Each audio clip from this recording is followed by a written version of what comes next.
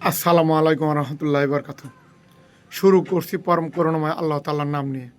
আজ একটি অত্যন্ত হৃদয় বিদারক ঘটনা বলবো, যা আপনাদের গায়ে লোম শিহরণ জাগবে।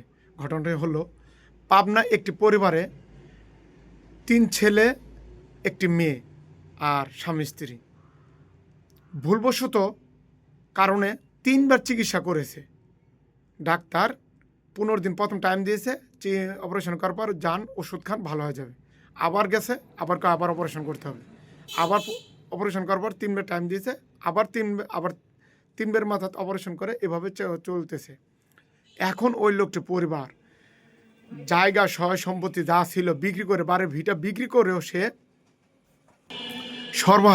সর্বশান্ত হয়ে আজ মানুষের বাড়ি বাড়ি সংসার চালাতে হচ্ছে। মানুষ, গ্রামের মানুষ যা দেয় তাই খেয়ে পাচ্ছে। হঠাৎ করে আমাদের কানে খবরটি আসে। তারপর এটা আমি তুলে ধরতে সক্ষম হচ্ছি বা বলতে চাচ্ছি যে, আজ যে ভুলবশত কারণে ডাক্তাররা কষাই হয়ে গেছে, তারা গরিবদের মেরে শোষণ করে খাচ্ছে। তারা চিকিৎসার নামে ভুল চিকিৎসা দিয়ে বা ভুল চিকিৎসা করার কারণে এই পরিবারটি সর্বশান্ত করে ফেলেছে। তার ছেলেমেয়েদেরকে কীভাবে নিয়ে চলাফেরা করবে। তাই বলে আমরা সবাই আসুন, সমাজকে ভালো করে ট্রিটমেন্ট করি, গরিবদেরকে শোষণ না করে খাই, এবং শোষণ করে খেয়ে দিয়ে নিজের সন্তানদেরকে বিদেশে পড়াশোনা করাচ্ছেন গরিবদের মেরে। আল্লাহ তাআলা সহ্য করে না, বরদাস্ত করবে না। আপনি আজ হয়তো ভুলবশত চিকিৎসার কারণে হোক, আর যেভাবে চিকিৎসা করতেছেন, এ পয়সা হালাল হবে না। আল্লাহ তাআলা আপনি একজনকে মারতেছেন, আপনাকে অন্য দিক দিয়ে এমন এক দিক দিয়ে মারবে যা কোনো দিনও উঠতে পারবেন না।